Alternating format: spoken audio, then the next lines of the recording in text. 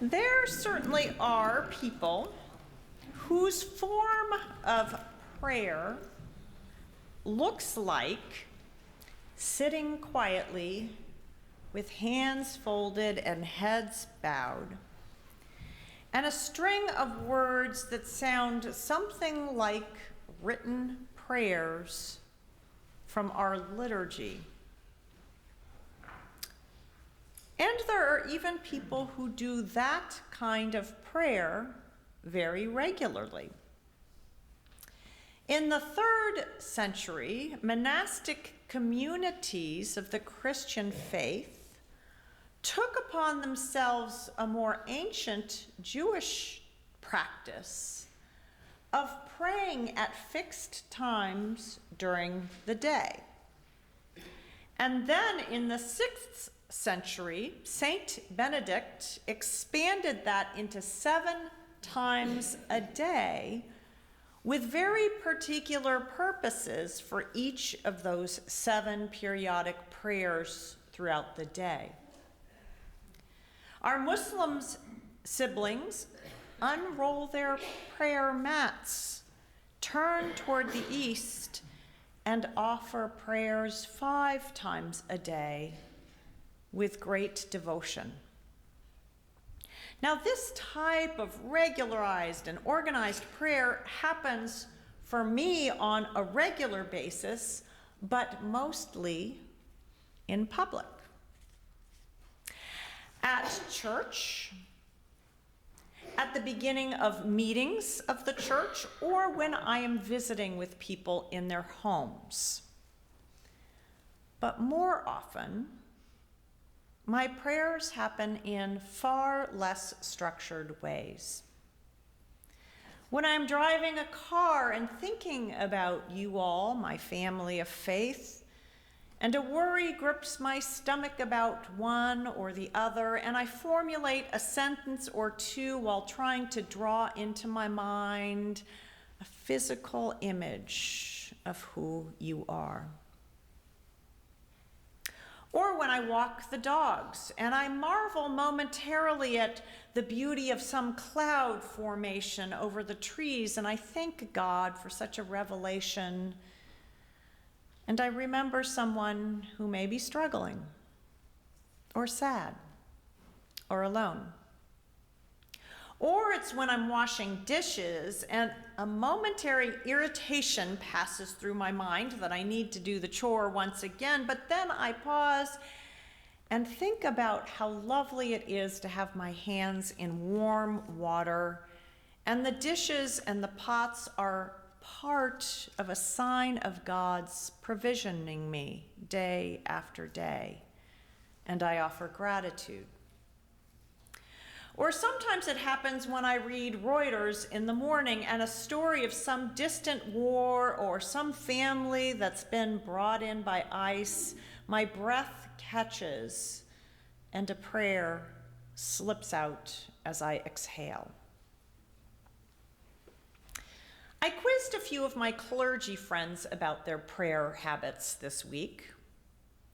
My friend John thinks of his morning practice of journaling each day and checking the news headlines as his prayer time. It's a time for him of honest reckoning with God and spending a moment in gratitude. My friend Sarah links the making of a beautiful, organized, and peaceful home with her prayer practice. First, there's the organizing and the getting rid of extraneous junk, and then paying attention to a few featured elements in her house that will be noticeable because they are not hidden by so much other stuff that can be seen and appreciated. And then there's the sitting quietly in that space and appreciating the simplicity and beauty. My friend Allie likes to think of taking photos as a prayer practice. It's a way of paying attention for her of what she sees, paying attention carefully, and appreciating the beauty of God's creating. Now, she admits that as a busy minister, it's not something she can do every day, but she tries to make sure she takes her camera with her on some outdoor outing once a week.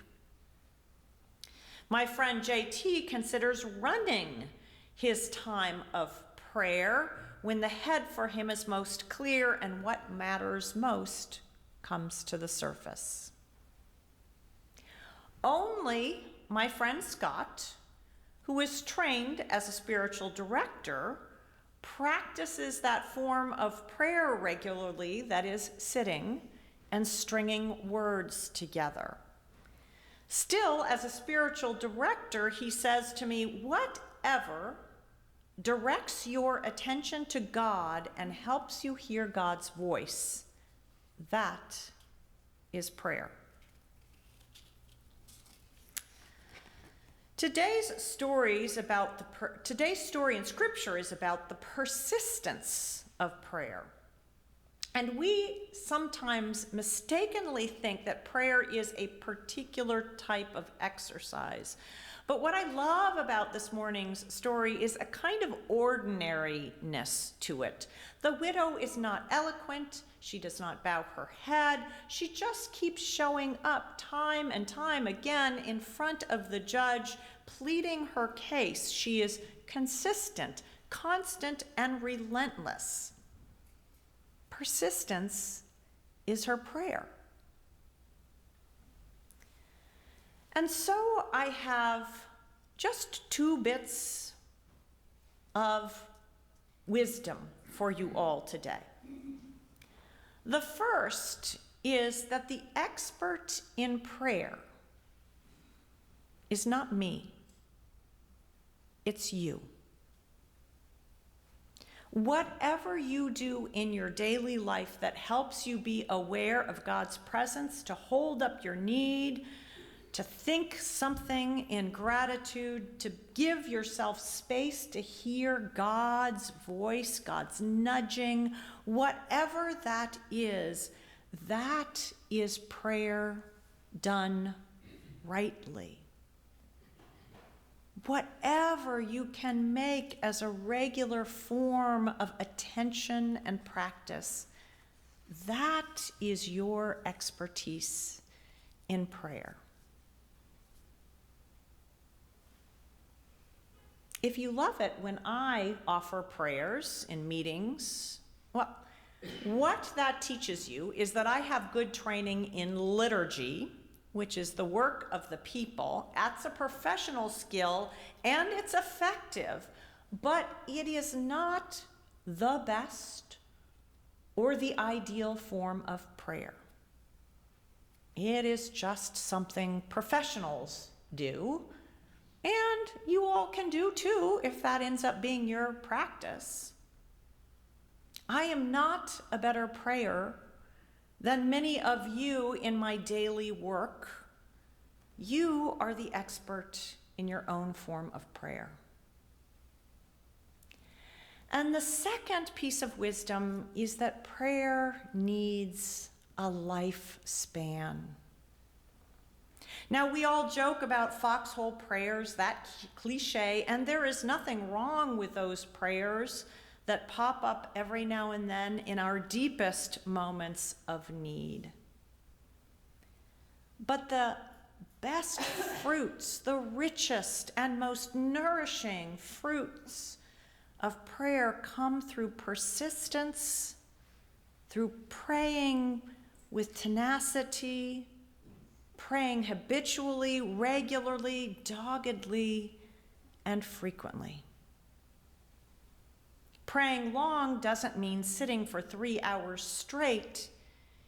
It means doing whatever it is that you do for 3 weeks, and then maybe for 3 months, and then maybe for 3 years, and then maybe it's a habit and 30 years go by, and you have found yourself praying while brushing your hair, or while digging in the garden, or while turning on the lights first thing in the morning. It's long and steady prayer that turns our spirits towards God towards soulfulness, towards wholeness. So the question I leave you with is this: where and when in your life will you practice your expertise in prayer? Where will you look up or pause or breathe and say, "Here I am, God," again and again with holy persistence, just like the widow who knew that showing up mattered?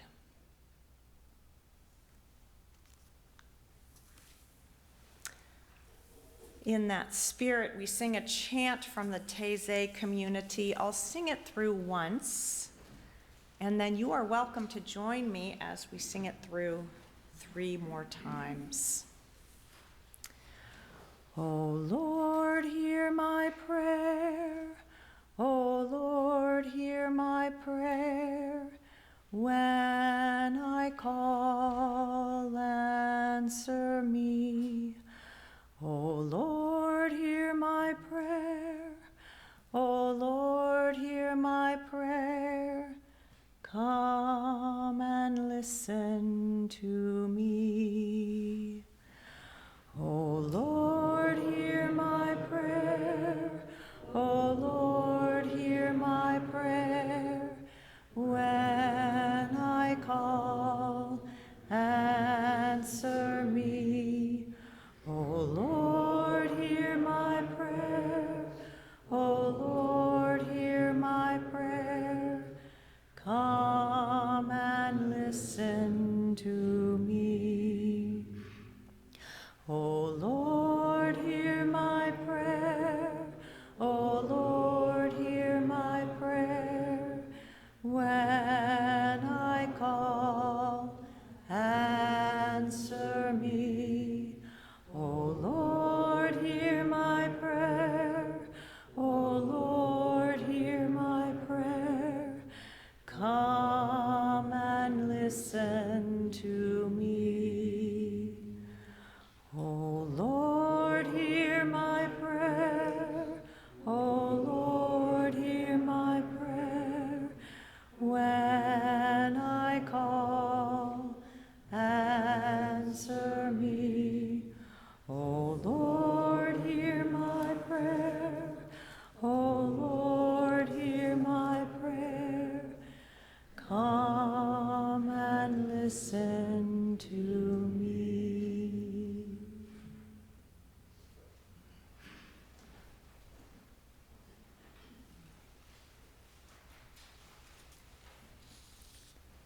In gratitude for all the gifts we have received from God's merciful bounty, we return a portion. This morning's offering will now be received.